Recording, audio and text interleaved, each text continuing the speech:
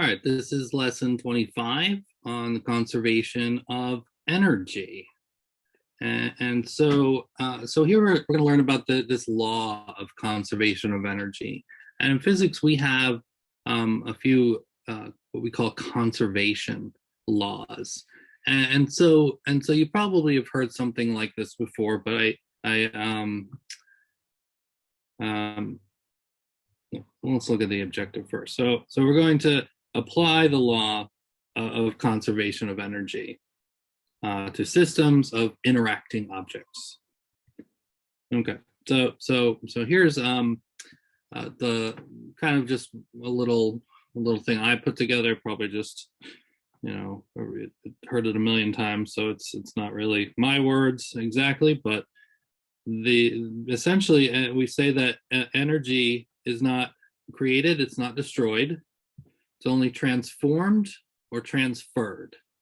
So this idea is essentially that the universe had a beginning, and it began with a certain amount of energy, a finite amount. And to this day, the universe continues to have that same amount of energy. So there's no energy is ever created or destroyed. And so you say, well, obviously we do things with energy, and it seems to get destroyed, but it really doesn't. It's the fact that it's transformed. Energy gets transformed into some other form of energy, or gets transferred to some other object. So it's never really gone, even though we might talk about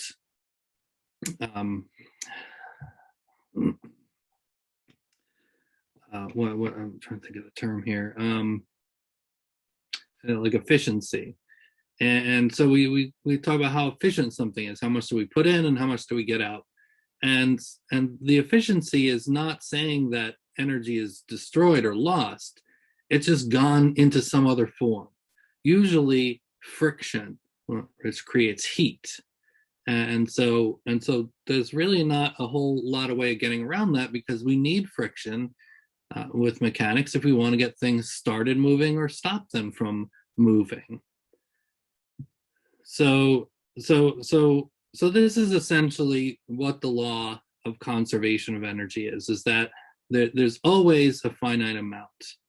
And so if we define a certain system, and we've done this before in a previous lesson, where we said, okay, if we just consider these certain things to be part of our system, and we consider everything else to be external, like an external environment, well, then the total energy in that system has to stay the same. Okay, so here I have, we saw this kind of in the previous lesson. If we have a ball, maybe we lift a ball, and I'm going to put a little coordinate system to help visualize this.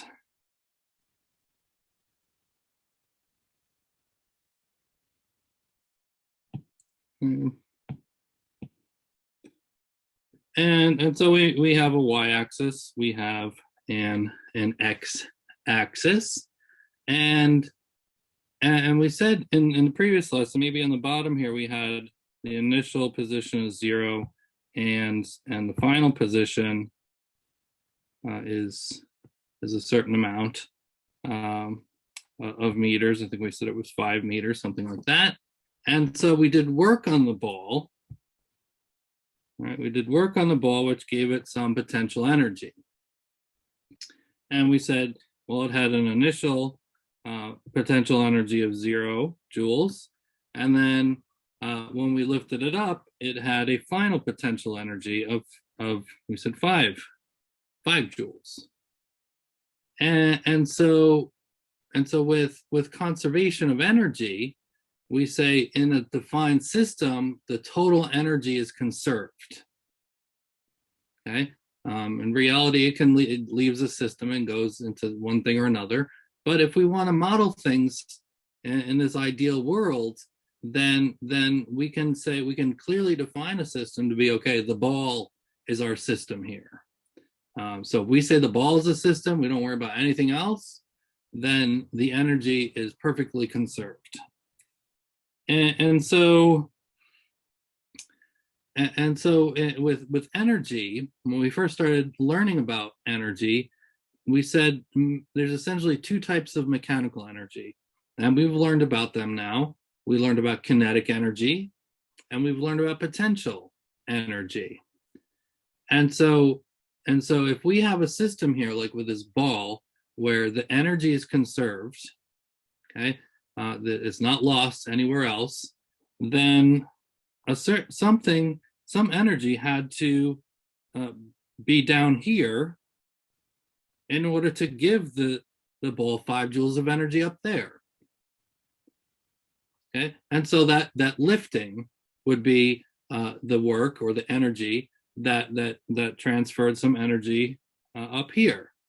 And so since we typically have the two types, there's change in kinetic energy is one type of energy, and then there's change in potential energy. So those are the two main types of energies. Well, then essentially there had to be a certain amount of kinetic energy that the ball initially had, and then a certain amount of kinetic energy that it had up top there. Okay, and so to kind of mathematically describe this this law, we would just say that the sum of these energies is zero. Okay, whatever the change in kinetic energy is and the change in potential energy is, that they have to add up to zero. Okay, and so we know if we want to clearly define this a little bit better, the change in kinetic energy would be the final kinetic energy minus the initial. And likewise, the change of potential energy would be the final potential minus the initial potential energy. Okay, so we can rewrite the law of conservation of energy in terms of these. We could say that K final minus K initial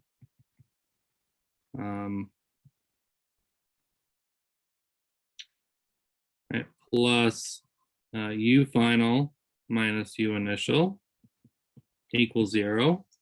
And if we want, we could put all the finals, the final total finals on one side, the total initials on one side, on the other side. So we could say K initial plus U initial equals K final plus U final.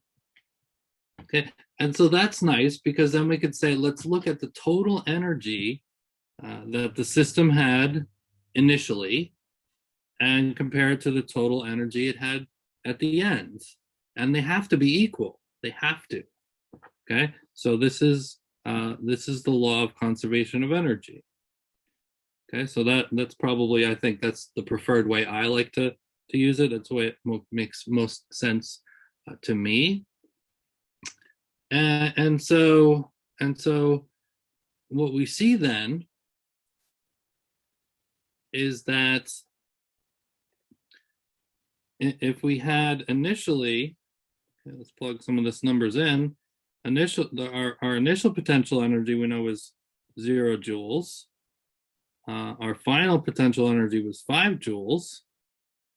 All right, that leaves us with, all right, 2 blanks here.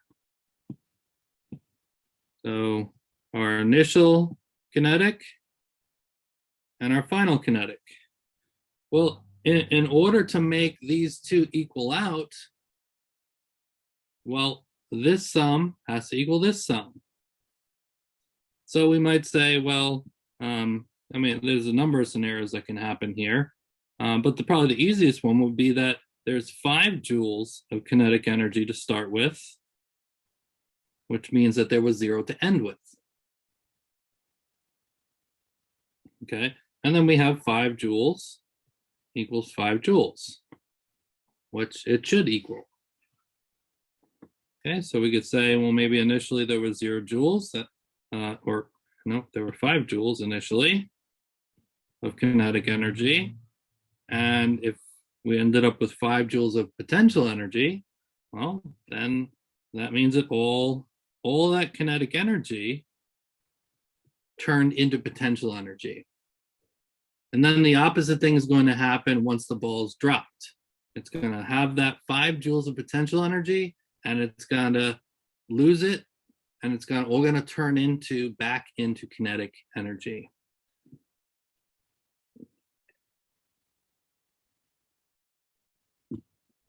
All right, so we're going to do a bunch of examples here to try to make some sense out of this. So we have here, we have a slide, and we're going to say it's a frictionless playground slide. So we can ignore friction. So what height does a frictionless playground slide need to be so that a 35 kilogram child reaches the bottom at a speed of 4.5 meters per second? So that's the first part of the question. So we can say here, let's define some things. The mass is 35 kilograms. And we want, at the bottom here, our final velocity to be 4.5 meters per second. Okay, so friction's out of the question. We don't have to worry about that, so that's nice. So we're just dealing with traditional mechanical energy, kinetic and potential. So first thing I like to do is I like to just set up mathematically my law of conservation of energy, that the initial kinetic energy plus the initial potential energy equals the sum of their final energies. All right, so what kind of things can we infer here?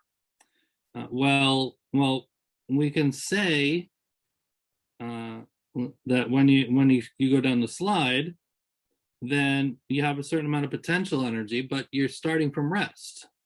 So we can say right away, we don't have any kinetic energy initially. And if we define the bottom, the ground, to be our zero, okay, then we don't have any more potential energy. It's all the potential energy has gone away. And so basically we have a situation here now where the initial potential energy, right, the person at the top of the slide, completely turns into kinetic energy at the bottom. So we know that this is gravity is what's causing the person, the child, to fall, to slide down the slide. So we know then that that energy is gravitational potential energy. So mass times gravity times the vertical displacement, and it's going to equal the final kinetic energy. So that 1/2 mv final squared. And right away, hopefully you'll notice is that the m's, the masses, are going to cancel. So it's irrelevance, the mass of this person. And we've seen this before, right? We've seen how when things fall vertically, doesn't matter, the mass doesn't matter. Things fall at the same rate. Gravity pulls things at the same rate, unless there's some weird kind of shape like a feather or something like that. Okay, so we want to know what height does the slide need to be. So we're solving for delta y. Okay, is going to equal v final squared over 2g.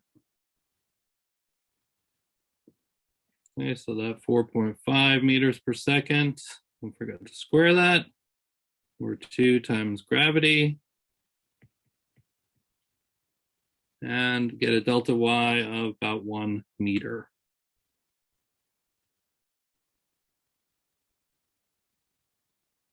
Okay. So if y on the bottom is 0, then y on the top is 1 meter.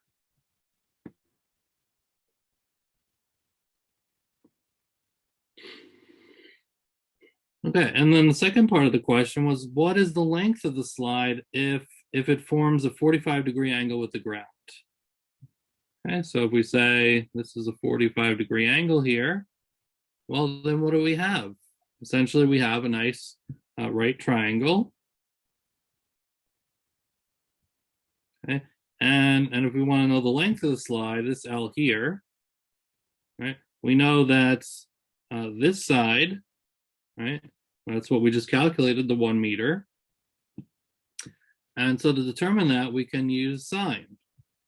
So sine of 40 degrees equals the opposite, the 1 meter, over the hypotenuse, the L, what we want to know. And so then L is 1 meter divided by sine of 45 degrees, and that's about 1.4 meters long. All right, so here's another one. We have a 55 kilogram skateboarder wants to just make it to the upper edge of a quarter pipe. And so a quarter pipe is a track that's 1/4 of a circle. And this one happens to be radius 3 meters. And so we could see that this is a quarter of, like, they call a quarter pipe because if there's a circle there, pipes are circles, so that's like a quarter of the circle or the pipe. And so what speed does he need at the bottom? All right, so he just wants to make it to the top. Okay, so again, we'll start with conservation. The initials, the sum of their initial energies equals the sum of their final energies. Okay, so what can we say at first? Well, he starts from he starts at the bottom. Okay, so the bottom point, we can say 0, right? That's our 0, or if we say our y-axis, that can be our 0. And so that means that our initial potential is 0. And then if he just wants to just make it to the upper edge up here, well, then he wants to come to a stop. He doesn't want to keep going and fly off. He wants to just make it there. So he's going to make it and stop. So that means the final kinetic energy is 0. So we're just left with all the initial kinetic energy went into, completely transformed into potential energy. So we have 1/2 mv initial squared has to equal mass times gravity times vertical displacement. Again, we see our masses cancel. We're looking for initial speed. So it'll be a square root of 2g delta y.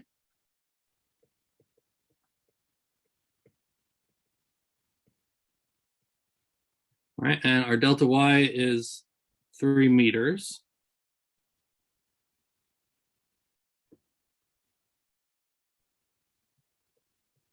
And so I get about 7.7 meters per second.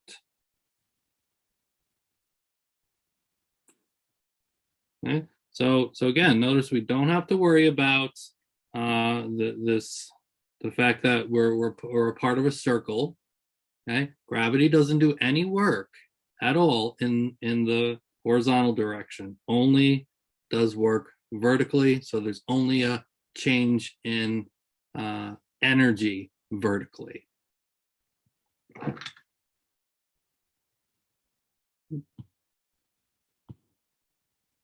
Okay, so let's maybe take a moment to pause and think about this. But we have a kid slides down 4 frictionless slides.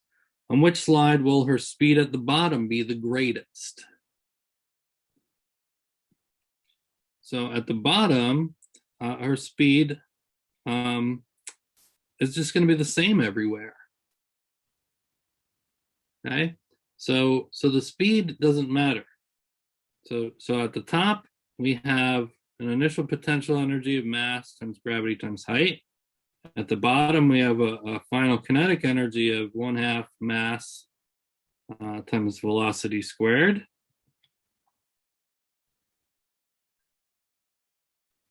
Okay, so nothing is dependent on mass. So the final kinetic energy, the final speed,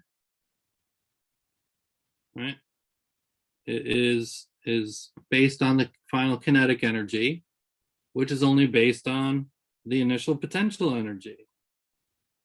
Okay, so the mass we know is irrelevant. The only thing that we know it's based on is gravity, which is a constant, and the height or the displacement, which is also a constant, right? Because all of these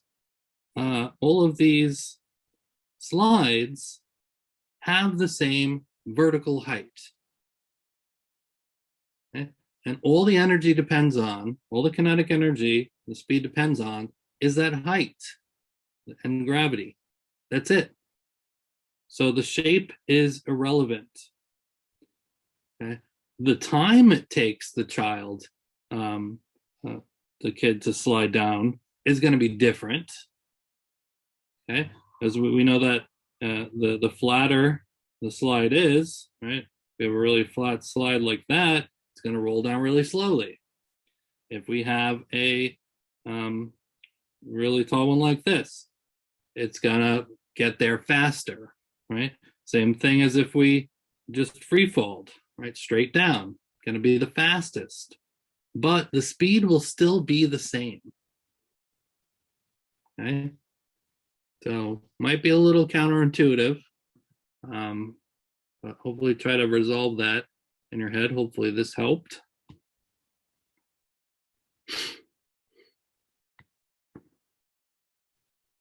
Okay, so now let's look at another example here. And so this one we have a pendulum.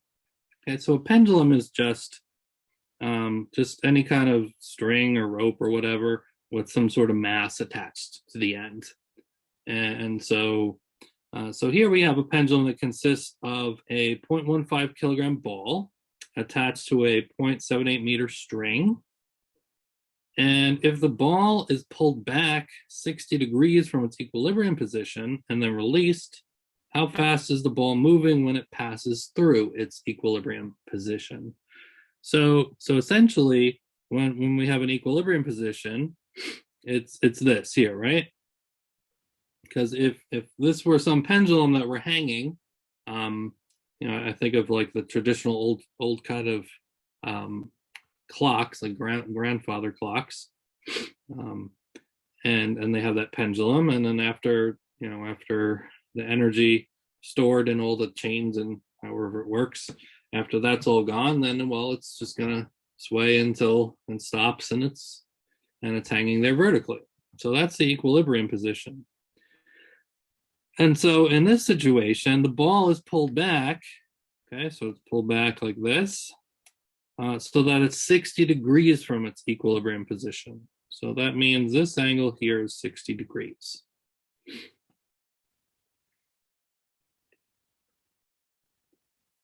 All right.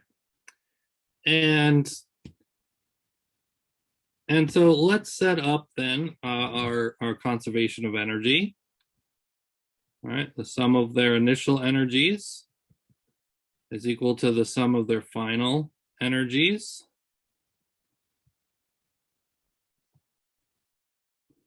Okay, and so we can define what's going to be a final and what's going to be initial. Okay, so what we want to know is how fast the ball is going to be moving when it passes through. So once you release this, it's going to follow this path here. So essentially, what's the speed here? Okay, and I think it makes sense to call that the final position. Okay, and then where we release it from, that's the initial. And so if we're releasing it, okay, we're pulled back and then released, well, we have to do what at first? We have to instantaneously stop. And so that means our initial kinetic energy is 0. And when we get down to equilibrium position, well, that's as low as this pendulum can go, right? So we can call the final position, we could say that it has no more potential there. So all of the potential gets turned into kinetic energy. Okay, so then we have mass, gravity, times height, or vertical displacement, whatever you want to call it, equals 1/2 mass times the final velocity squared. And again, yay, we don't have to worry about mass. Okay, so we want to find the final velocity. So that's going to be square root of 2g delta y. Okay, sounds easy enough, right? 2g delta y. Well, 2 and g are constants. What's delta y? Okay, well, let's make our little some axis here. Let's say that's our x-axis. There. And basically we want to know what's this distance here. This is our delta y. Oh boy. Well, what do we do here? Okay. Well, we know that the length, right? The total length of this string is 0.78 meters. Okay. We know that this total length, oops, better with that. Not. That's also 0.78 meters. Okay. So, but we want to know, right, just what this length is. Okay. Well, don't we just have another right triangle? Okay. And if we want to know what this side is, if we find out what this side is, right, and we're looking for this length, right, then we can just subtract, right, from this length. That's tricky, right? I can't even say it right. So we know that this total length is a 0.78. We just want to know what this portion of the 0.78 is. We can use trig to find out what this portion is, and then it's just subtraction. Okay, so that's the adjacent side. So we would say then that the cosine of 60 degrees is adjacent. I'll just put that x there over hypotenuse, 0.78 meters. Okay, so x is then cosine of 60, which is 0.5, and times 0.78. And so I get an x of 0.39 meters. Okay, so delta y is 0.39. Oops, no, it's not. Well, actually it is, but first I'll do x is 0.39 meters.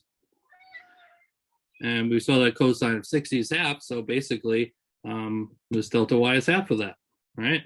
So now we know the total length is 0.78. We subtract this portion here, and we get this, which is also 0.39.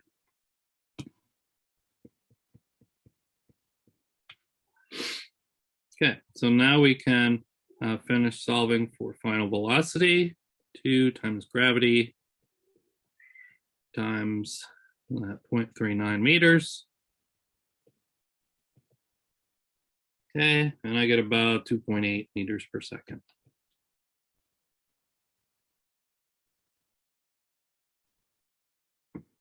Okay, so hopefully these examples are helping you, because you got to kind of, each one of these you're kind of thinking a little bit. Not every question is just the same, right? We got to think, okay, how are we going to find this distance? Well, apply your trig.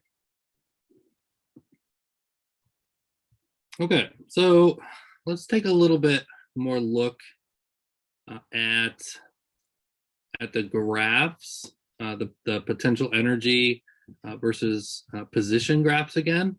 And so here we have some swaying kind of lines here, but but we can ask, what's the object doing between some of these intervals here? Okay, so for first between 0 and 1, okay, put a dotted line there. What's it doing? Okay. Well, we know that conservation of energy is the sum of the kinetic and the potential. And so if we look at if this is a potential energy graph, if we see it going down, that means what's happening? It's losing potential.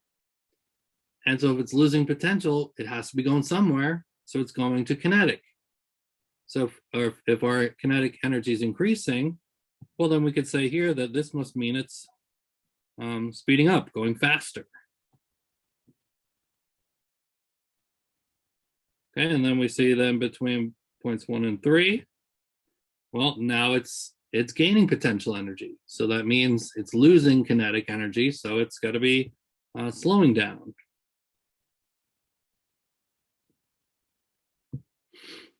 Okay, and then we see between 3 and 5, basically the same as between 1 and 2. And between 5 and 6 is the same as between 1 and 3.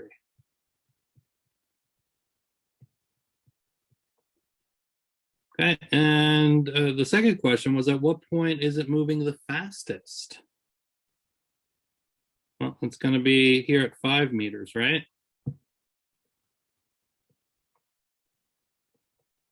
Okay, that's where it has the least amount of potential energy. So all of the energy is kinetic. So that's the point at which it's moving the fastest.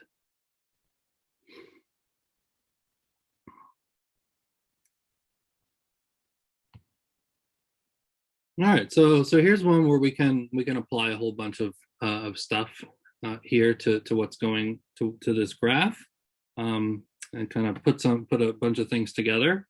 What minimum speed does a 0.1 kilogram object need at point A to reach point B? And when I forgot to make the point, so point A is here at the origin. Point B, it's here at 7 meters. All right, so what minimum speed does the 1 kilogram object need? So what do we know just by looking at the graph here? We know that initially it has some potential energy, doesn't it? It has 2 joules of potential energy. Okay, so when we look at our conservation, the sum of the initials is equal to the sum of the finals. That means our initial, we do have initial potential energy. Okay, and it happens to be 2 joules. We know that. And so it says, what minimum speed does this object need? Okay, so if it wants to get from A to B, well, if it's following this path, what does it need? It needs somehow to get from 2 joules of potential energy to 5 joules. Okay, so it's missing 3 joules somewhere. So if we're saying, well, how much speed does it need? How fast does it need to be going at this point, right? To go up here and reach point B, well, it needs to have at least what? It needs to have at least 3 joules of kinetic energy initially in order to, right, reach that 5 joules of potential it needs to get on. So this is kind of tricky, really, I think, to try to visualize this without picturing this as a hill, right? Trying to remember that this is potential energy versus position, and so we know there's some initial kinetic energy. We know there's some initial potential energy, and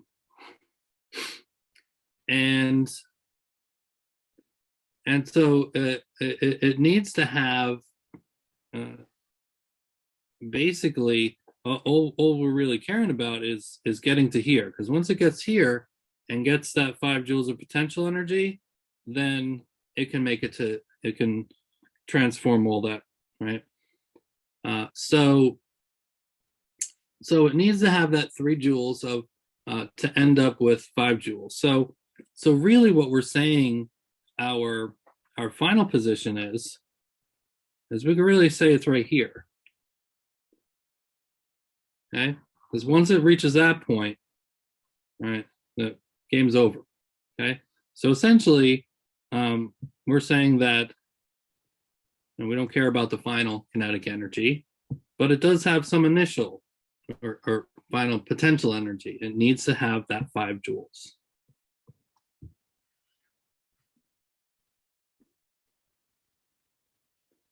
Okay, and so 3 plus 2 equals 5, which it should. So I'm going to put it on the side here. Kinetic energy has to equal 3 joules. Okay, and then we'll just keep this initial kinetic energy, because that's what we want to solve for, right? We need to get that into terms of velocity. What minimum speed does it need initially? Okay, so then that's 1/2 m v initial squared. We can combine these 2 joule terms, v3. And so then the initial velocity is, let's say, square root of 2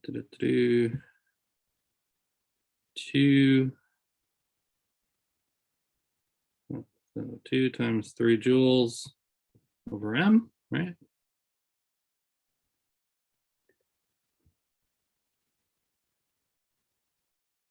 Okay, and the mass was 0.1 kilograms. So we plug that in, I get about 7.7 meters per second. Okay, so it needs to have 7.7 meters per second, be moving at that speed at point A in order to have 3 joules of kinetic energy here, which will then all be lost and turned and converted into potential energy there. Okay, so here's another one. Maybe you want to take a pause and kind of think about this for a moment. But if you have an object with the potential energy shown here is moving to the right, it has 1 joule of kinetic energy at x equals 1 meter. Okay, what is the object doing between 1 meter and 2 meters? Okay, so I think that this piece of information that it has 1 joule kinetic energy at x equals 1, I don't think that really was very relevant. It told us that there was a total of 4 joules of energy in the system, and what we know is that between 1 and 2, it's losing that potential energy, so it has to be turning it to kinetic energy. So what's happening between that interval? The object speeding up, going faster.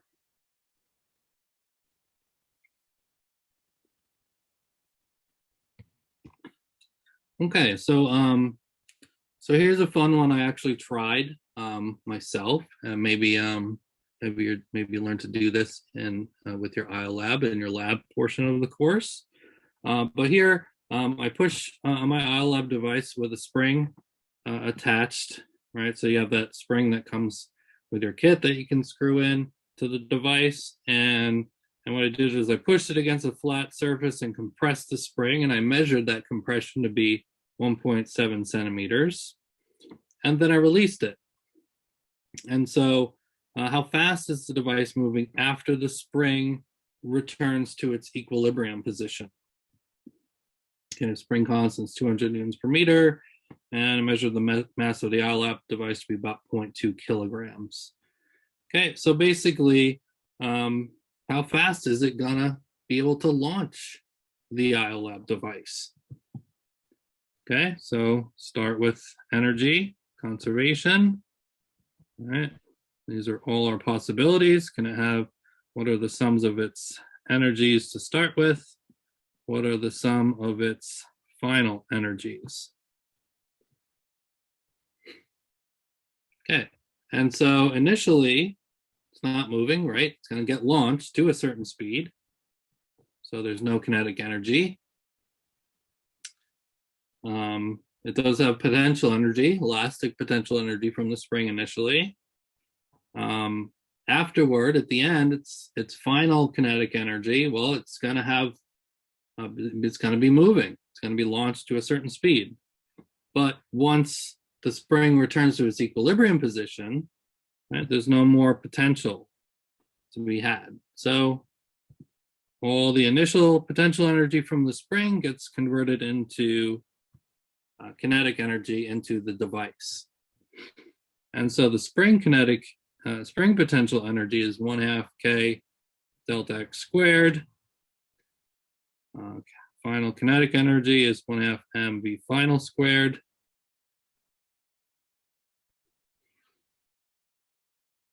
Okay, and essentially we want to find v final. So let's say skip some steps here, but hopefully you'll try this and make sure you get the same as what I got. So I got square root of m k delta x squared. Okay. Because those halves will cancel. Oh no, the m goes in the denominator, right? So bk delta x squared over m square root. Okay, I think I did it right now. And then I got about 0.54 meters per second. You know, when I was bored one day, so I actually measured these and okay, so all right, so that's how fast it would be after it's launched. And so far, like I said, we've really, they're just talking about mechanical energy, kinetic energy, potential energy, but in reality, there's a total energy, okay? E total, and we'll get more into this in the next 152. But we know that the total energy is the sum of the kinetic and the potential, but in reality, it's also the thermal energy, we call ETH, which has to do with friction. And so it's a big part of Physics 152 is the thermodynamics, where we'll learn about this thermal energy. Okay, and so this can affect how we our ideal scenarios, right? So there was I did this real life trial with the IOLAB device in the spring, and it did not match my predictions. It was close, but it was off, and this is why. And so if we really want to truly represent conservation of energy, we have to take friction into account. So we will just briefly do it in this course. We're really not going to harp on friction a lot, as you've seen. But for one example here, I'll show you is can you determine what is the coefficient of kinetic friction? I did this on a table, and if the device stops after 0.36 meters. So there's a certain amount of friction between the device rolling, so its wheels, and the table I was launching it on. And so we can actually figure this out. So we know that now here we could say, well, before when we were launching, we said that it's initially it was at, you know, this initial side we were talking about prior to the launch, and then the final was sometime over here after the launch was completed. Okay, now we can say, to make our lives easier, or to make this conservation make some sense here, we can say, well, now we're just looking at the portion after it's lost contact with the spring, and it has some, now we can say that that's our initial position, all right? So it'll have some initial kinetic energy there, and over here it'll have some sort of final kinetic energy, which we know is going to be 0 because it stops moving. And so there's a certain 0.36 meters distance it slides, which is, I measured this. It's moving that way. And we know friction holds back, points the opposite way. It's kinetic friction. All right, friction does work. Okay, so it's getting some thermal energy because of that work. Okay, so we can look at conservation.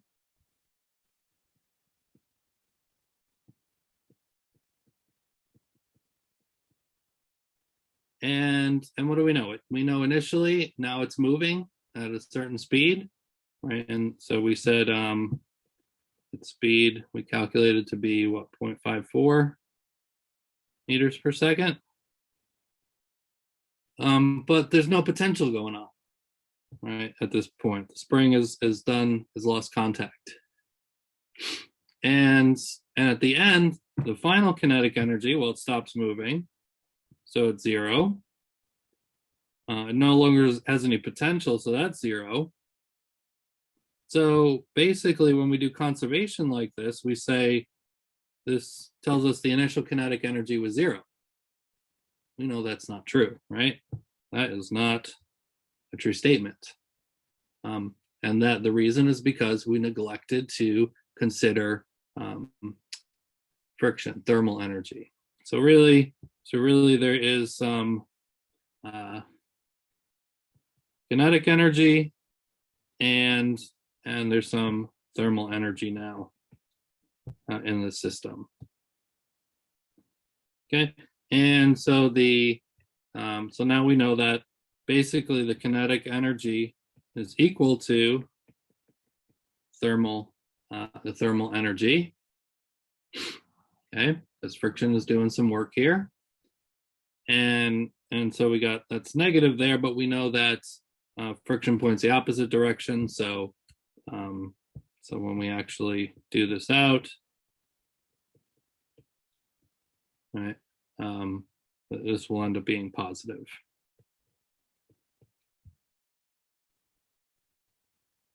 Okay, because it's negative, but then the direction is also negative. Okay, and okay, and we know friction to be mu k times the normal force, or mass times gravity. And so then we see our masses cancel, looks like. Okay, and we want to know, what are we looking for here? What's the coefficient of friction? So mu k is what we're looking for. Okay, so then mu k is going to equal, let's say, bi squared over g delta x.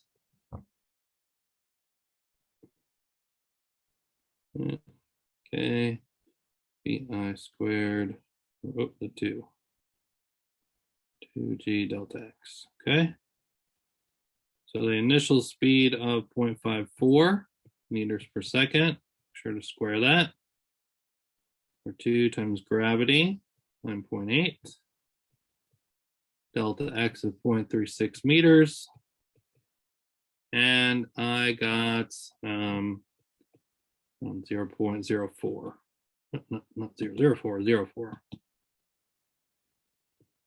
Okay, so that's the coefficient of friction of kinetic friction that I calculated between the wheels on the iLab device and that table. Okay, so that's just one example where we can look at thermal energy and friction. Okay, so we did a lot of problems here, a lot of practice, but now you can finish all of homework 10, and we also have a whole bunch more questions. example problems on the Moodle page if you're still struggling. And so finally, did you learn to apply the law of conservation of energy to systems of interacting objects? And so this is essentially basically our law of conservation of energy. Okay. And that's okay, so that's kind of how we always start. If we're looking at raising a ball up, right, we could see that we have the minimum, the zero. At the lowest point, we have zero potential energy. We have all kinetic energy. At the highest point, it all gets converted from kinetic to potential. And at some point in the middle, they will be half and half, and like that. And we also know that technically total energy has to include that thermal energy. And that's it for lesson 25.